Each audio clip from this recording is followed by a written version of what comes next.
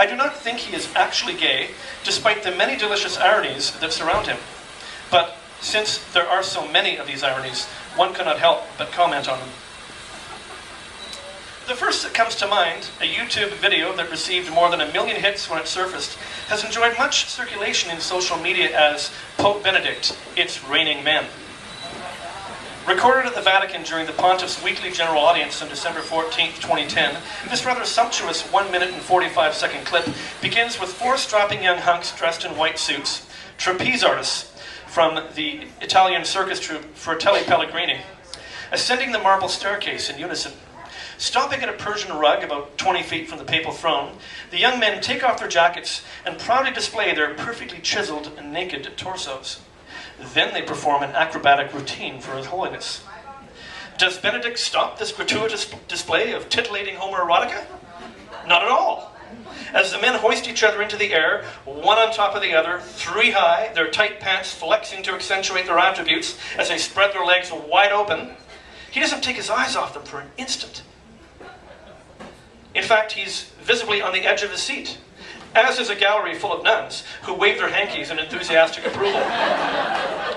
When the performance is over, Benedict rises from the papal throne and applauds them before waving them off, making it clear that, while this may not have been the entertainment he was expecting, it was not an altogether unpleasant surprise requiring that heads roll. Then there's Benedict's flair for dress, which some have heralded as a return to the papal fashion of the dawn of modernity itself, to the last of the Pope Kings. When Ratzinger was CDF prefect, he was rarely seen in anything but clerical black. But in the transition from cardinal to pope, he revealed a surprising fetish for the dandy-esque that spoke to why so many gay men have been attracted to the priesthood. Apart from the red shoes, footnote, it has been rumored that the shoes were Prada, but they were in fact made by the papal shoemaker who has a storefront near the Vatican.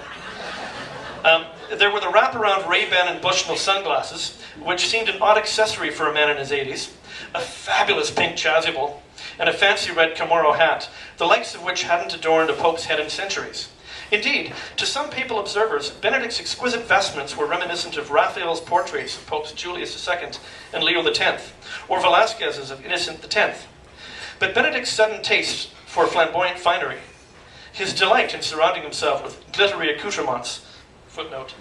During his pontificate, Benedict acquired gold cufflinks, an iPod Nano, a 4-wheel drive BMW X5, and 2 2010 Ducati Multistrada motorcycles gifted by the company for His Holiness's security motorcade, of course. All possessions he showed no interest in acquiring while CDF prefect. This delight in surrounding himself with these things suggested something else. Papal observers with long memories might wonder, for example, what Albino Luciani, Pope John Paul I, would say if he could see Ratzinger now. Could this be a simple and humble laborer in the vineyard of the Lord? He might well have asked. Or, when's the last time preferential option for the poor passed your lips? Or, what's with the padded shoulders? Footnote. Padded shoulders hardly convey meekness or humility as a pope. As L'Espresso has astutely observed, doctrinal rigidity and flamboyant dress do go hand in hand. Finally, there is Monsignor Georg Ganswein, Pope Benedict's personal secretary.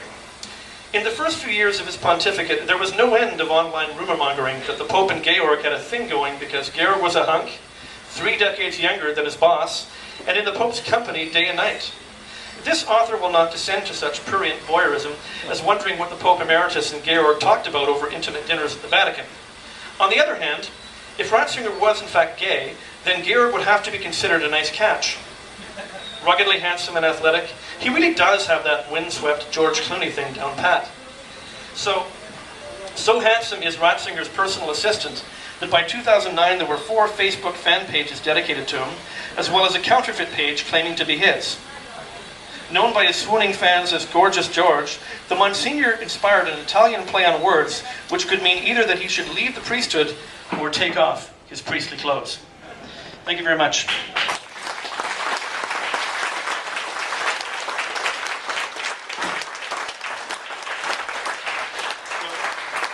I'm not sure what happens now, but I guess we continue drinking and socializing, and I guess I'll sign some more books.